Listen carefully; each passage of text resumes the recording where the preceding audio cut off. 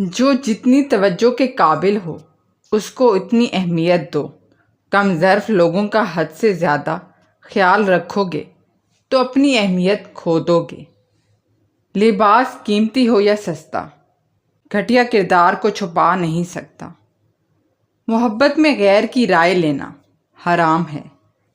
انسان جب تک چاہے جانے کی آرزو رکھتا ہے وہ کبھی آزاد نہیں ہو سکتا۔ اگر خواہش حاصل سے زیادہ ہو تو انسان خود کو غریب سمجھتا ہے۔ نگاہ کا عادل وہ ہے جسے دوسروں کی بیٹی میں اپنی بیٹی نظر آئے۔ سچ بولنے کا شوق ہے تو اپنے بارے میں بولیں، دوسروں کی زندگی عذاب مت بنائیں۔ عزت کے بغیر محبت کا کوئی وجود نہیں، کیونکہ رشتہ کوئی بھی ہو عزت کے بنا بیکار ہے۔ اپنے شریک حیات کی تمام عیب معلوم ہونے کے باوجود اس کے ساتھ بہترین زندگی گزارنا ہی اصل محبت ہے۔ خود کو اتنی اہمیت دو کہ لوگ ترسیں تمہیں پانے کو۔ جب کسی کی سچی محبت معلوم کرنی ہو تو اس کے غصے میں اپنے لیے الفاظ اور جذبات دیکھو۔ میٹھے لوگوں سے مل کر میں نے جانا، کڑوے لوگ اکثر سچے ہوتے ہیں۔ زندگی میں چوٹ لگنا بہت ضروری ہوتا ہے، کیونکہ زخم جیسا کوئی استاد نہیں۔ انسان جب اچھا سوچتا ہے اللہ خود ہی راستے بنا دیتا ہے۔ لوگ برے لوگوں سے دھوکہ کھاتے ہیں اور اچھے لوگوں سے بدلہ لیتے ہیں۔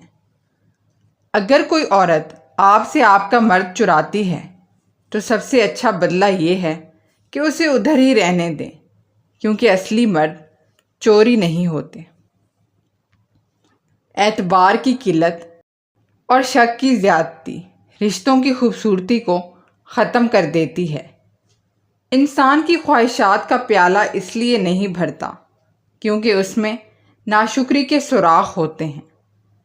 کسی بے قدرے شخص سے کی جانے والی مخلص محبت آپ کو ساری زندگی کے لیے ذہنی مریض بنانے کے لیے کافی ہوتی ہے۔ اگر انسان کو معلوم ہو جائے کہ اس نے کب، کہاں اور کس کس کو اپنی زبان سے تکلیف دی ہے تو وہ ہمیشہ کے لیے خاموش ہو جائے۔ حضرت علی نے فرمایا، 3 طریقوں سے پریشانی خوشی میں بدل جاتی ہے۔ پہلا، خاموش رہنا۔ خاموش رہنے سے پریشانی کم ہو جاتی ہے۔ دوسرا، صبر کرنا۔ صبر کرنے سے ختم ہو جاتی ہے۔ تیسرا، شکر کرنا۔ شکر کرنے سے خوشی میں بدل جاتی ہے۔ لوگ اپنی شروع میں دی گئی محبت اور توجہ کا بدلہ آخر میں سود سمیت اذیت دے کر لیتے ہیں۔ جن عورتوں کو زیادہ پسینہ آتا ہو ایسی عورتیں کنجوس ہوتی ہیں۔ جس عورت کی نظر کم عمر میں کمزور ہوتی ہے ایسی عورت کی یادداشت عام عورت سے زیادہ تیز ہوتی ہے اور ذہین بھی ہوتی ہے۔ جس عورت کے سینے پر تل ہو وہ بہت صبر کرنے والی اور عقل مند ہوتی ہے۔ جو عورت اپنے ہونٹ دانتوں میں دبائے تو ایسی عورت کے دل میں ضرور کوئی بات ہوتی ہے جسے وہ چھپانے کی کوشش کرتی